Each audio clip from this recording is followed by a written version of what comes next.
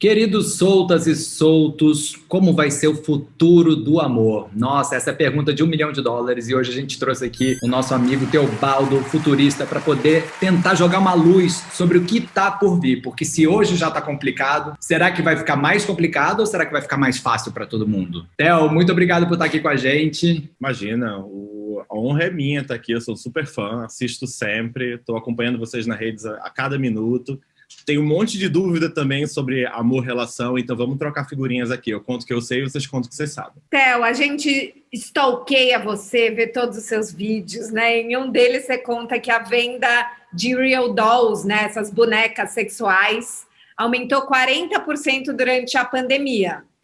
E é engraçado porque, assim, acho que hoje quando a gente pensa em se relacionar com uma boneca, parece ainda uma ideia um pouco ridícula, ou de alguém que não está conseguindo se relacionar com pessoas reais e apelou para a boneca. Você acha que é uma tendência inevitável, bonecas e bonecos sexuais? E como é que você vê esse futuro dos robôs sexuais? Eu acho que a melhor maneira de a gente entender isso é trazendo uma referência, né? Isso já aconteceu antes? Existe algum paralelo disso? E tem. Se a gente olhar no nosso celular, o celular da gente não é evolução do telefone, ela é evolução do radar, do computador, do telefone, da internet, da televisão, tudo isso no único lugar. Quando a gente olha, então, o futuro de um brinquedo sexual, ele não é somente a evolução de uma piroca de plástico ou de um gel. Ele é, na verdade, a convergência de vários alcances e de várias coisas que a gente está conseguindo. Tem vários sinais que mostram que a gente está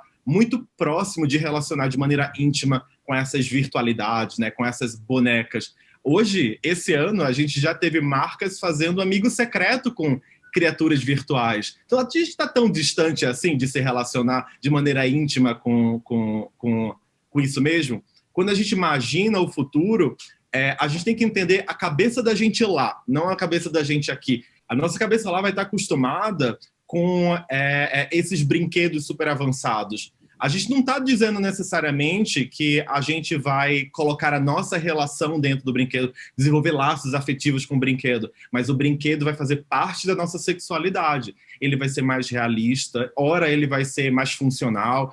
E se a gente já está vendo uma explosão, por exemplo, de brinquedos, né, nessa última década, né, desde os ovinhos de masturbação até bonecas realistas, né? Todas elas fazem parte desse mesmo movimento. O design está entregando para a gente, né, coisas mais interessantes para a gente brincar. Eu acho sim que vai ser bem comum daqui para frente a gente ter essas coisas super realistas para quem quiser, mas no final do dia eu acho que a gente vai ter muitas opções divertidas. Eu acho que quando a gente pensa nisso, sempre vem aquela imagem do velhinho japonês que se casou com uma boneca de plástico. E aí a gente começa a achar, meu Deus, mas será que a gente vai dedicar o nosso afeto para esses bichos de plástico? E o quanto que isso também não é um comportamento muito narcisista e individualista, né? Uma dificuldade de lidar com a alteridade do outro. Porque quando a gente está lidando com uma outra pessoa, ela tem suas próprias vontades, mas quando a gente pode escolher a fisicalidade, o corpo, do jeitinho que a gente gosta e, inclusive, a personalidade, isso não significa que a gente não está conseguindo lidar com os coleguinhas? É uma pira de controle, né? Mas é aquela famosa frase que tudo na vida é sobre sexo, menos sexo, sexo é sobre poder. É uma pira sobre controle, né?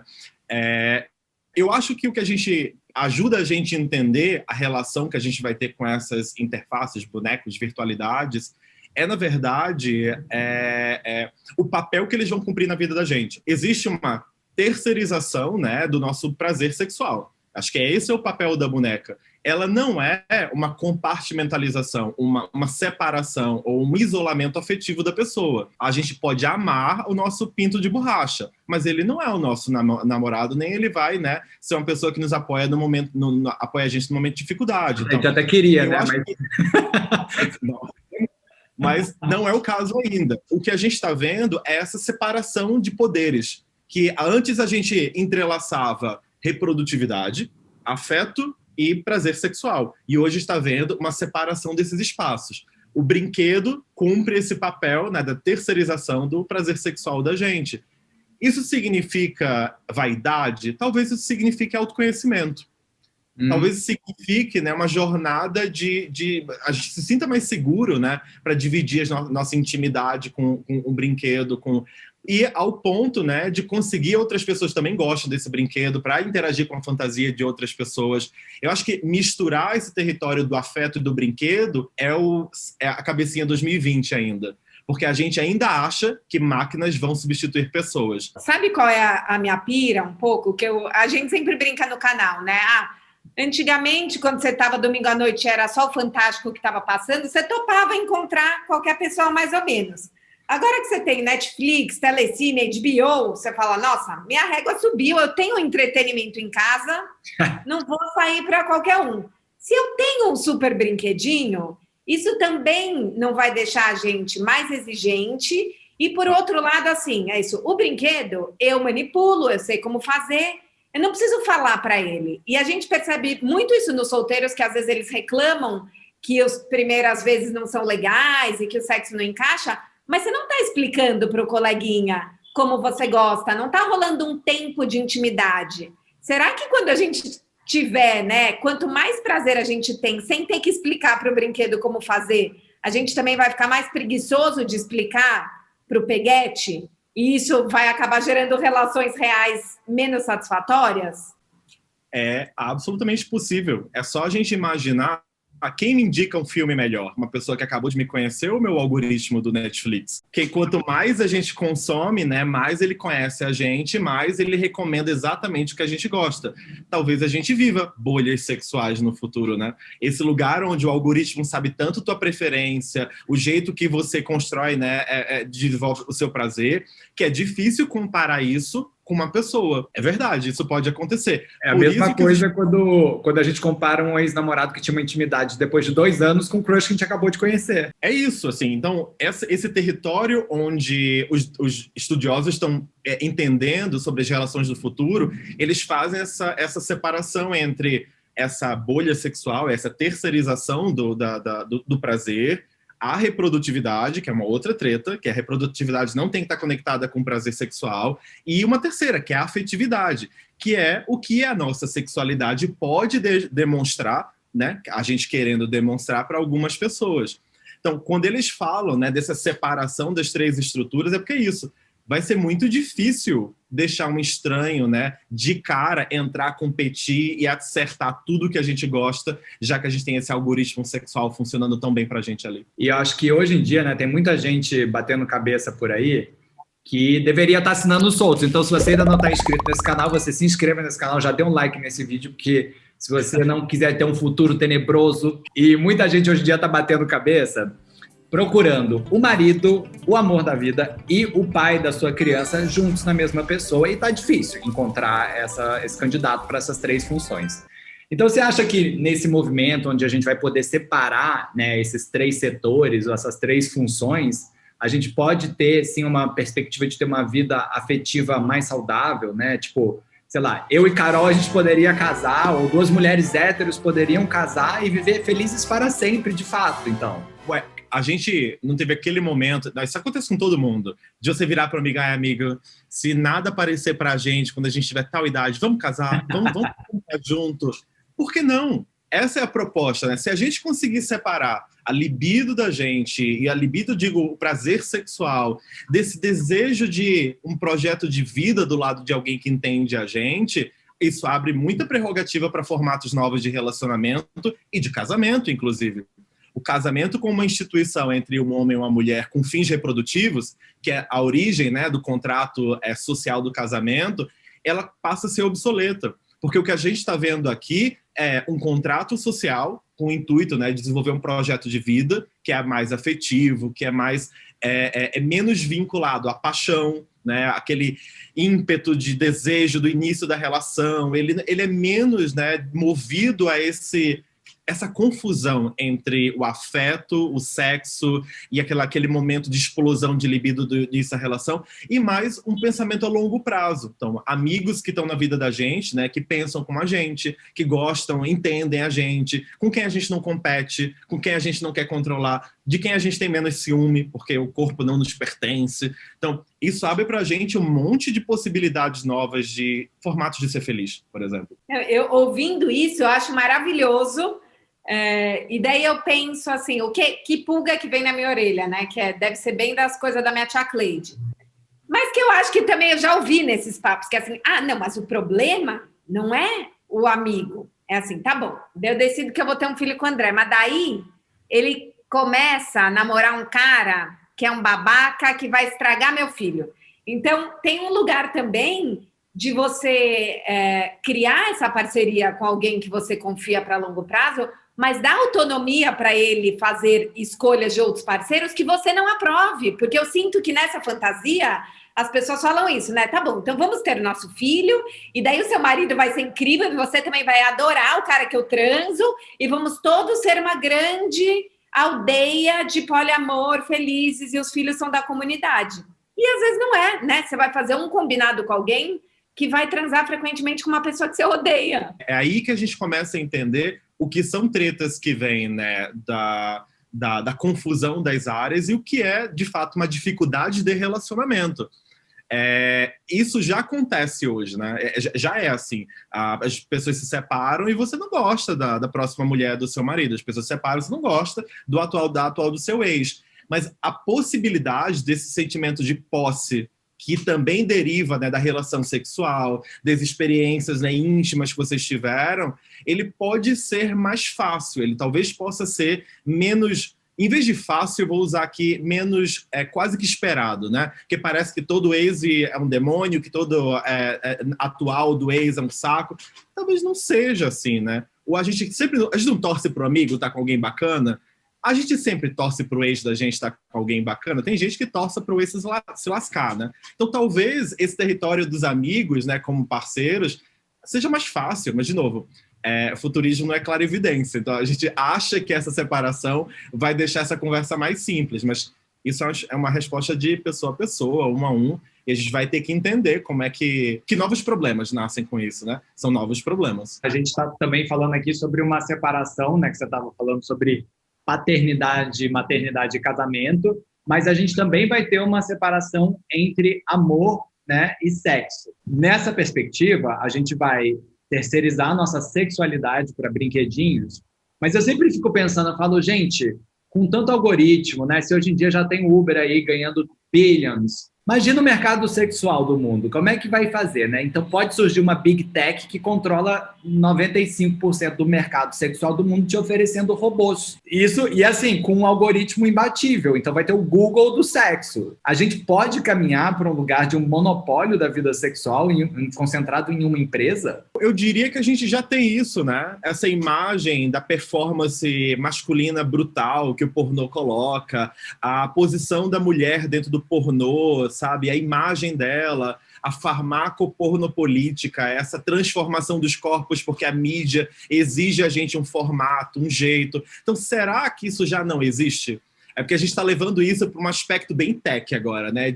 A gente conhece o Google, qual será o Google do sexo? Mas a indústria da mídia e a cultura ao redor, né, das relações, ela já é controladora. Para você ser uma pessoa, né, que é culturalmente desejada, tem um corpo, né? A gente tem liga a televisão e você vai ver que corpo é esse, né? Procura o filme do James Bond, você vai ver que corpo é esse, que, né, diz para você que você é desejável. Eu acho que talvez uma coisa que os algoritmos trouxeram para a vida da gente é a ideia de individualidade radical. O meu algoritmo é profundamente diferente do teu. E o da Carol é completamente diferente de uma outra pessoa. Mas quando a gente fala de sexo, todo mundo quer ter ainda um corpo padrão, ou quer ter uma experiência igual. Será que a chegada desses algoritmos, dessa super individualização da experiência sexual, não também liberta a gente de um monte de obrigação? Sabe uma pira que eu entrei aqui, pensando um pouco nisso da separação do amor, do casamento, do sexo? Acho que a gente passou, né, na última década da posse, do valor da posse pelo uso do serviço, né? Então, você não precisa mais comprar o DVD, baixar o filme, comprar o carro, né? É isso, hoje em dia você pega o Uber, você usa o streaming, você faz um aluguel do carro que por mês é a bicicleta do Itaú, você não quer a bicicleta, você quer usar e ir embora. Você acha que essa lógica de ser menos apegado à posse e mais usufruir enquanto é bom para a gente, pode ser o futuro das relações, ou a gente ainda é muito apegado, controlador, ainda quer o outro? Você acha que o futuro pode apontar para aí? Para um streaming do amor?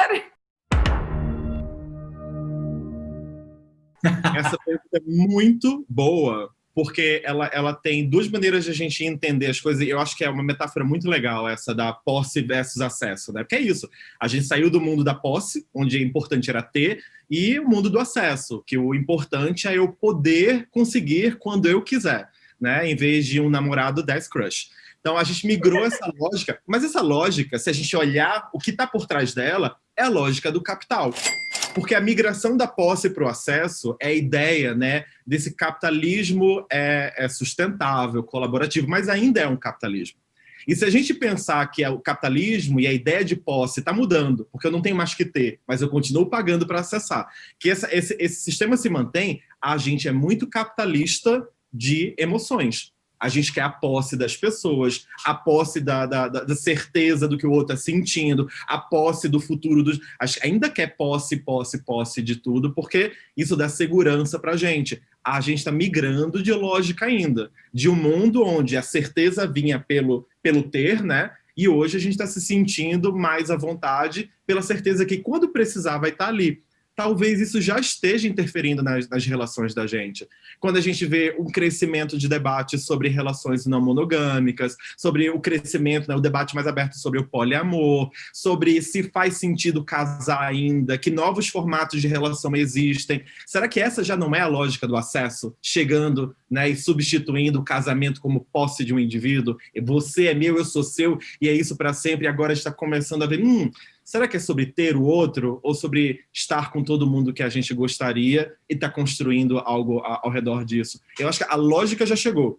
O que a gente vai ver é isso aumentando e ficando mais natural, né? Quando a gente liga a nossa televisão no Natal, né? A gente ainda vê que o presente natalino é achar um amor verdadeiro. Então, a gente fez um texto no UOL sobre isso, que é tipo, Netflix, pare de achar que todo solteiro quer um namorado de Natal, né? Eu quero a vacina, eu quero achar um apartamento no preço que eu posso pagar do aluguel, que está muito difícil. Estranho, gente, quando essa vacina passar, que saudade. Mas é isso, quando a gente começar a naturalizar essa conversa, né? Porque ela ainda não foi naturalizada pela cultura, ela ainda é o lugar de uma classe que está conversando sobre formatos de relacionamento. A minha avó ainda não sabe disso, a minha tia ainda não sabe disso, a gente está conversando sobre isso. Então vai ter ainda um território de naturalização, né? E isso passa pela protagonista da novela ter um relacionamento não monogâmico, isso passa pelo filme blockbuster ter um relacionamento não monogâmico, isso passa pela pessoa de Hollywood ter um relacionamento não monogâmico, e todo mundo tá tranquilo com isso. A cultura precisa absorver isso para, de fato, a gente virar essa maquininha, né? Mas o casamento é uma grande invenção cultural, né? A gente adora a história do casamento, né? E tem muitos rituais e símbolos dentro do casamento, e a gente ainda está achando que rituais e símbolos são esses do futuro. Eu fico até pensando que se a gente quiser comprar um marido ou uma mulher no futuro, vai ser mais fácil, então a gente pode comprar uma relação monogâmica. Mas eu acho que também a gente tem um aspecto que é muito positivo para as mulheres, né? Porque, ao mesmo tempo, o casamento sempre serviu de lógica de dominação feminina. E quando a gente fala nessa ressignificação das relações, a gente também está falando tirando o peso do casamento para as mulheres, principalmente para as mulheres solteiras, toda a opressão que existe, e deixando as mulheres mais à vontade para poder escolher os formatos de relação que elas querem, sem ser tão julgadas pela sociedade. Você acha que essa objetificação final, que é você ter uma relação com o objeto, de fato pode reduzir a objetificação das mulheres?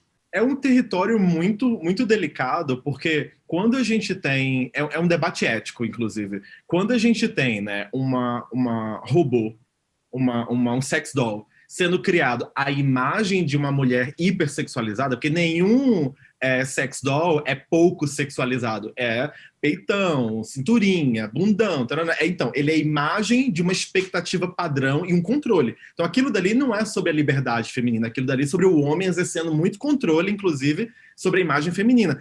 Os sex dolls permitem, inclusive, que você modifique a personalidade submissa, autoritária da boneca. Então, você controla não somente o corpo, o formato, a skin, o cabelo, mas até quem é a inteligência artificial que está dentro dessa doll. Então, é uma pira de controle absoluto. Isso não necessariamente é uma conversa que fala sobre, olha, a mulher agora está livre para... Porque o homem continua exercendo o seu desejo de domínio. Dito isso, quando uma boneca é o território da possível agressão, possível dominação, talvez isso poupe uma mulher humana de passar por aquela situação degradante, ou uma possível violência, alguma coisa que não é bacana. São questões éticas que se abrem com essa separação dos territórios. É legítimo deixar alguém viver a sua pira e sua fantasia se ela significa somente uma coisa, uma agressão com uma boneca, ou isso, na verdade, estimula ele a brigar e agredir, a ser uma pessoa violenta e abusiva com uma pessoa. Segundo estudos que a gente tem hoje, são estudos muito preliminares, né?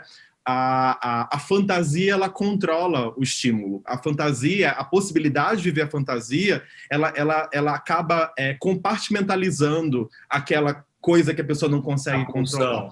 A pulsão dela. Então, pode ser que sim, pode ser que essas bonecas sejam um caminho de homens super abusivos de não tocarem em mulheres, por exemplo, porque eles vão conseguir esse controle sobre a mulher nesse lugar. E isso pode significar uma autonomia feminina maior. O contrário também é possível. Talvez a gente tenha um abuso e um desinteresse sobre a própria interação com o homem humano, porque é muito mais fácil para uma mulher, protegendo-se, querendo seu próprio lugar de controle, interagir com seu bonequinho virtual também. O sex doll, ele é masculino também. Ele também pode vir para substituir um cara, se o cara não for uma opção bacana. E então, dá muito menos trabalho.